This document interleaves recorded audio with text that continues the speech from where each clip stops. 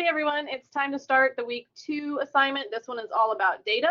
So I'll take you over there and I'll share the screen and walk you through that activity. This one has quite a bit of math in it, so you might not be so appreciative of this, but it's really good information that you're going to need to understand ecology. Okay, so week 2. So first thing, there is a discussion board in this one just so that you can get to know your fellow students.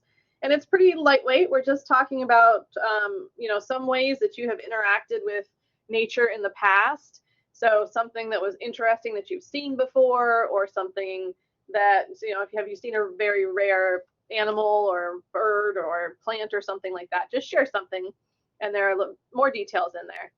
So just to make sure that you do that. And then let's go through the data lab.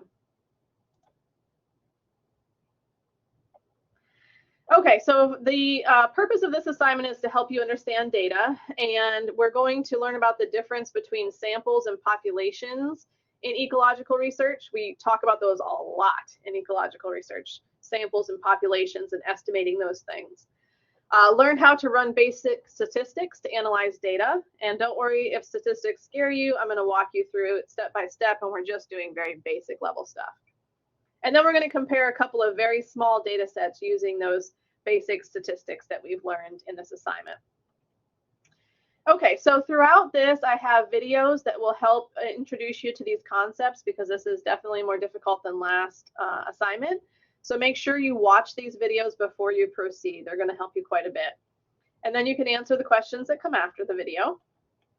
This one is talking about calculating the mean, which most people would call the average. And this little video talks about that and what all these symbols mean within that equation. And so I give you a couple of examples there for some math for you to do.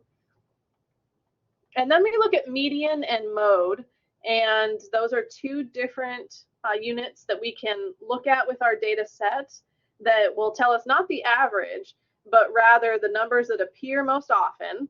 That's the mode. And then the number that is in the middle of all the measurements if you put them in order.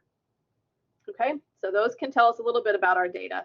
And I want you to explain which ones you think are going to be the most useful. And then I talk just a little bit about graphs. We'll do plenty about graphs later. But this is another way that we can look at data. Sometimes it's hard to look at the numbers and even just look at the mean and figure out a trend that we see.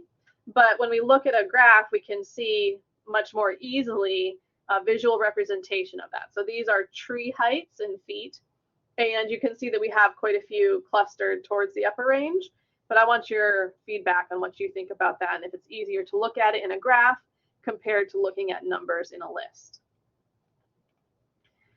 And then we go into the range. That tells us how spread out our data is, and you can see I've got another video in here for you to watch that explains that, but you can kind of that picture that red data set has a much more narrow range. The numbers that are in that data set are closer together compared to that blue spread out one. But definitely watch that video. It'll help you answer the questions in this section. This data right here, the number of fish in different streams and ponds, this is our data set that we're going to be working with down below. So you'll start to get familiar with that data set right then. And then we'll use that down here and we look at variance. Again, another video, super important. I do some of the math in here on one of the data sets, and then you're going to do it on the other data set. So it will help you to use Excel, but you don't have to. You can definitely do this much math by hand. But if you use Excel like I've done in the video, it'll take you step by step through how to do that. And then it's a good way to do it more quickly if you're comfortable using Excel. Otherwise, you can just make a little chart on a piece of paper and do the math by hand. So that variance is going to tell you a little bit more about how variable or how different our data is from itself. So in other words, if you had 5 numbers like 1, 23, 65, and 5 million, that has a lot of variance in it. Those numbers are really spread out. But if you had another data set and it was like 12, 13, 13, 12, 12, that has very little variance. So that's what you're looking at with this, is kind of how reliable is your data based on how variable your data points are.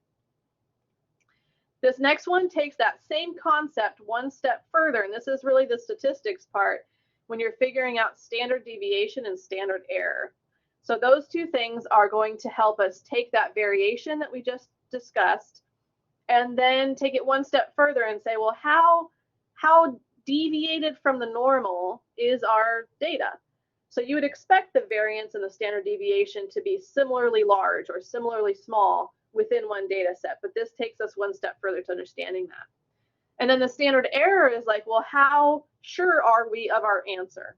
Okay, that'll allow you to give the statistical part of this and say, I'm, X percentage sure that this data that I have, and I've said it has this variability, I'm pretty sure that it's this correct. So all of that is explained in that video, but definitely watch it. Some students have trouble with this section, but ask for help if you have questions. Don't get off on a wrong tangent because you don't understand the video. This is a great one to call me if you need some extra help. And then in summary, this is just asking you to compare those two data sets because I did the math for one, you did the math for the other. Tell me about the variation, standard deviation, and standard error. And that's it. So not too bad because you have all these helpful videos to watch throughout, but if you don't watch the videos, you certainly won't be able to complete the assignment. So go through and watch all those videos and contact me if you have questions.